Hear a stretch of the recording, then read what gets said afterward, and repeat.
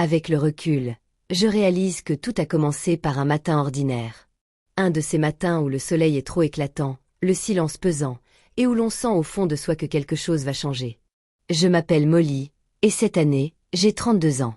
Aux yeux des autres, je ne suis peut-être qu'une simple commerciale, travailleuse et consciencieuse, dans une PME, mais chez moi, une toute autre histoire se déroulait.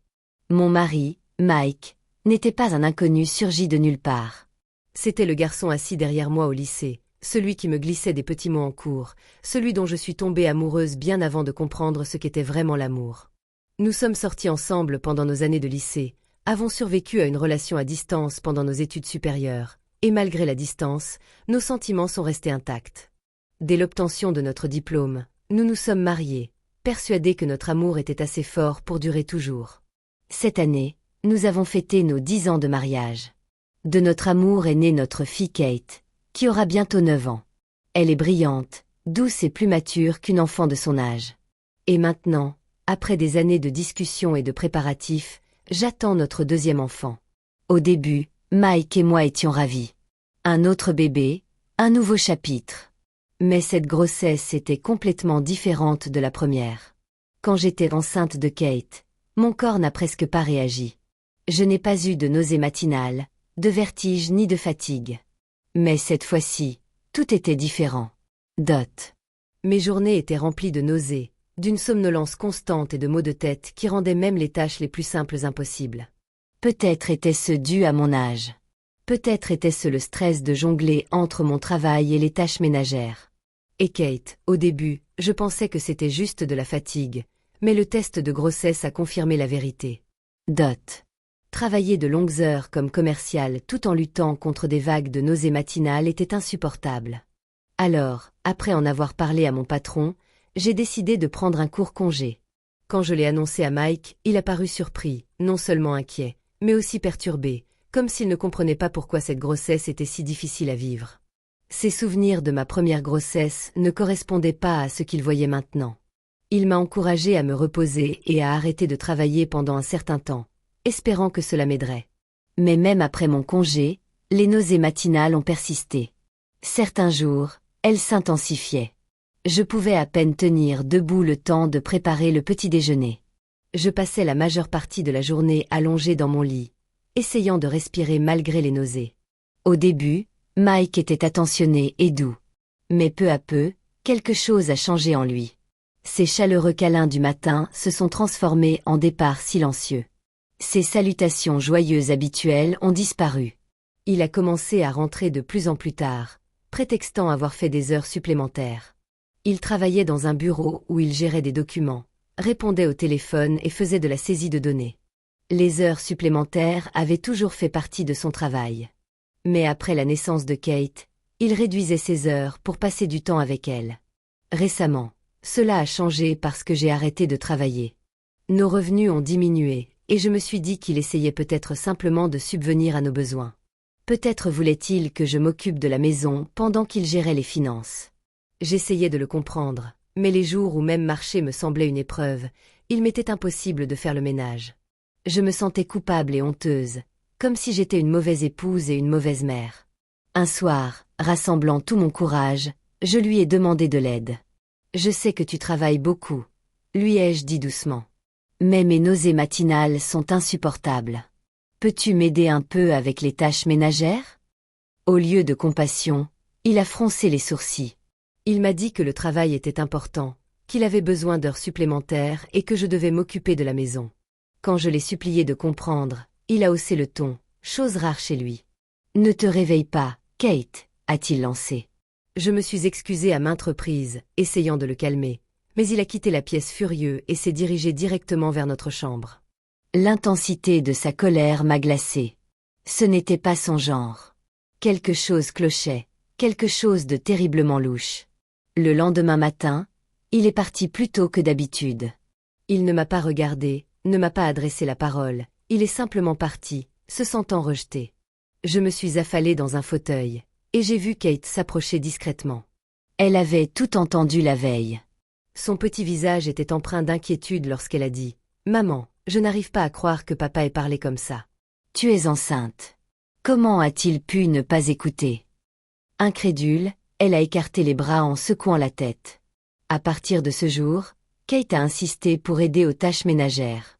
Elle avait appris de petites choses plus jeunes, et la voir prendre ses responsabilités me serrait le cœur d'un mélange de fierté et de tristesse. Ma fille grandissait trop vite, mais la distance de Mike ne faisait que s'accroître. Il partait tôt, rentrait tard, et nos conversations devenaient plus courtes et plus froides. À mesure que la date prévue de mon accouchement approchait, la peur que notre mariage ne survive pas grandissait. Puis, un soir, quelque chose s'est produit qui a tout changé. Kate est rentrée à la maison, le visage pâle. Je me suis précipitée vers elle, craignant qu'elle ne soit malade, mais elle a secoué la tête. Les larmes lui montaient aux yeux. J'ai vu quelque chose. Sur le chemin du retour, dit-elle d'une voix tremblante, j'ai vu papa embrasser la mère d'Abby. Abby était une amie proche de Kate. Elle venait souvent chez nous. J'avais confiance en sa mère. Ces mots me donnèrent l'impression que le sol se dérobait sous mes pieds. Dot.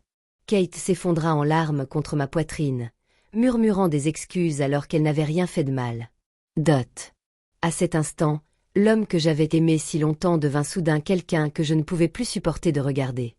La colère monta en moi, brûlante et aiguë, et je savais qu'il me fallait des preuves, malgré la nausée. Je me forçai à enquêter. Pendant l'absence de Mike, je fouillai nos tiroirs et trouvai des reçus, des factures importantes, des sacs de marque, des hôtels de luxe, des achats que je n'avais jamais vus chez nous. Mes mains tremblaient en les tenant. D'où venait cet argent?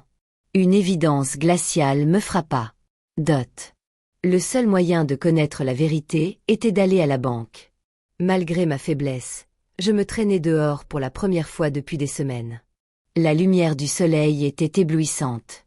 La route me paraissait floue, mais je suis arrivée à la banque et j'ai vérifié notre compte joint d'une main tremblante. Ce que j'ai découvert m'a anéanti. Le salaire de Mike n'avait pas augmenté, malgré ses heures supplémentaires. Son entreprise augmentait toujours les salaires lorsque les employés travaillaient plus d'heures, mais son revenu restait exactement le même. Il ne faisait pas d'heures supplémentaires. Il dépensait son temps et son argent pour la mère d'Abby. Un soir, alors qu'il était sous la douche, j'ai pris son téléphone. Dot. Mes mains tremblaient en le déverrouillant dans son application de messagerie. La vérité m'attendait. Mike, j'ai dit à ma femme que j'avais des heures supplémentaires. On peut se voir ce soir. La mère d'Abby. Vraiment? J'ai tellement hâte de te voir. Des émojis cœurs. Des messages flirteurs. Des projets de se revoir encore et encore. Dot. Au lieu de pleurer, je me suis étrangement calmée. Mon cœur s'était déjà endurci. J'ai conservé chaque message comme preuve. Puis j'ai découvert leur prochain projet. Un voyage d'une semaine qui commençait ce week-end. Ils ne m'en avaient jamais parlé. J'attendais en silence le jour où ils m'en tiraient. Enfin, le matin du voyage arriva. Malgré le jour férié, il était levé tôt, en train de faire sa valise. Il essayait de faire comme si de rien n'était. Je m'approchai de lui par derrière. « Bonjour, dis-je doucement. Qu'est-ce que tu emportes ?» Il sursauta légèrement, puis esquissa un sourire forcé. « Oh, tu es réveillé. »« J'ai un voyage d'affaires qui commence aujourd'hui, pour une semaine. Je suis sûre de te l'avoir dit. Ne t'inquiète pas, j'apporterai un souvenir. » Je le fixai un instant avant de répondre. « Tu aurais oublié mon anniversaire, par hasard. » Il se figea, mais avant qu'il puisse répondre, Kate se réveilla en sursaut à cause du bruit. « Papa, qu'est-ce qui se passe? Tu pars? » Il garda son sourire forcé. « Oui, je pars en voyage d'affaires. J'apporterai un souvenir. »« D'accord. » Kate hocha la tête gaiement, mais dès qu'il fut parti, son visage se figea. « Maman » murmura-t-elle. La voix de papa tremblait quand il mentait. Ça se voyait.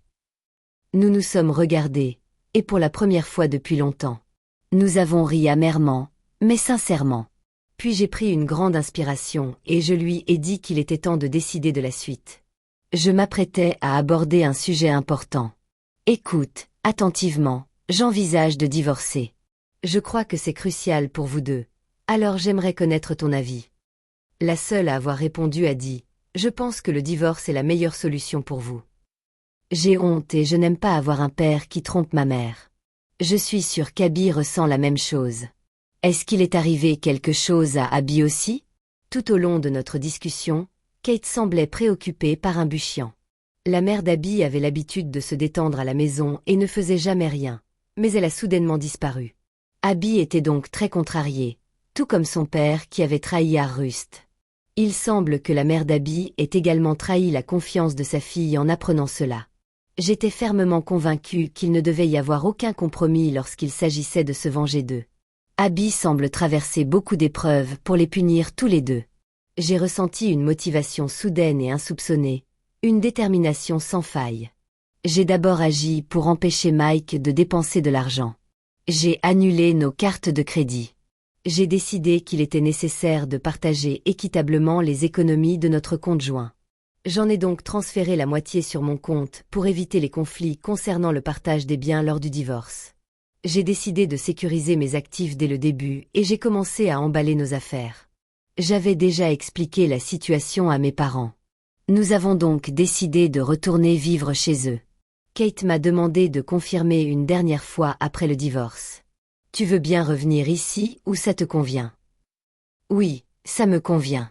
Alors allons chez grand-père et grand-mère. Oui, allons-y vite. Kate semblait impatiente.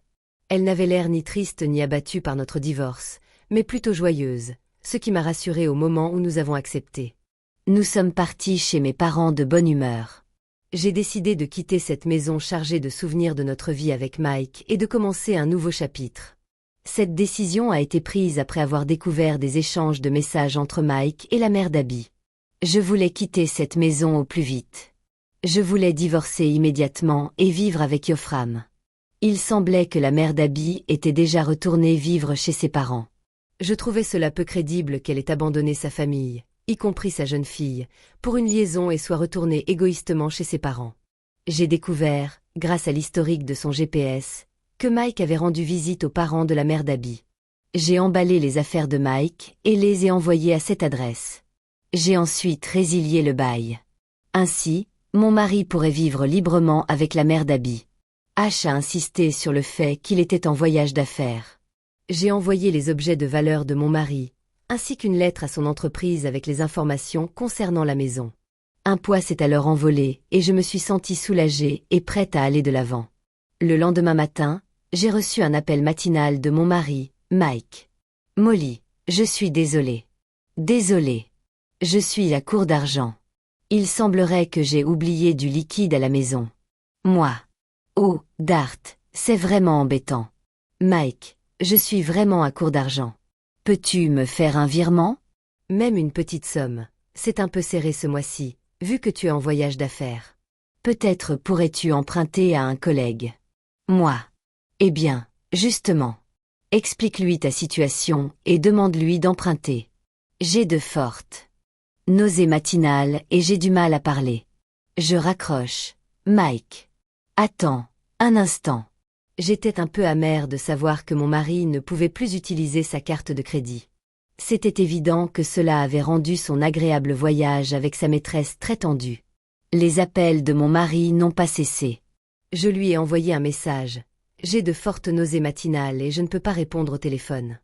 Ne m'appelle plus, peu importe le nombre de fois où il a appelé. Je n'ai pas répondu. 3 jours plus tard, j'ai reçu un message de lui et, à contre-cœur, je suis allée chercher Mike. Molly, pourquoi la maison est vide? Que se passe-t-il? Tu n'étais pas censée être en voyage pendant 7 jours? Pourquoi es-tu rentrée si tôt? Mon mari était d'abord désemparé. Mais sa colère a rapidement explosé. Tout a disparu. Même le contrat a été résilié. N'est-ce pas trop égoïste? Quel malheur! Être égoïste maintenant. Tu étais en voyage avec ta maîtresse, n'est-ce pas?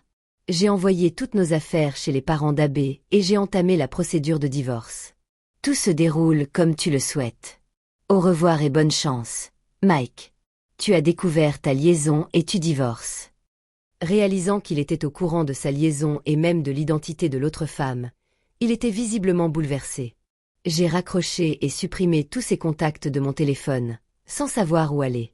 Mon mari s'est apparemment réfugié chez ses parents. Une femme, la tête baissée, était agenouillée en face de lui. Assis à la maison, ses parents, son mari et Abby, tous furieux, attendaient. Apparemment, la mère d'Abby était rentrée, affirmant ne pas supporter les violences psychologiques de son mari. Ses parents l'avaient crue et avaient eu pitié d'elle. Mais la réalité était tout autre. Ils avaient découvert qu'elle mentait et qu'elle avait même une liaison. Impossible de lui pardonner.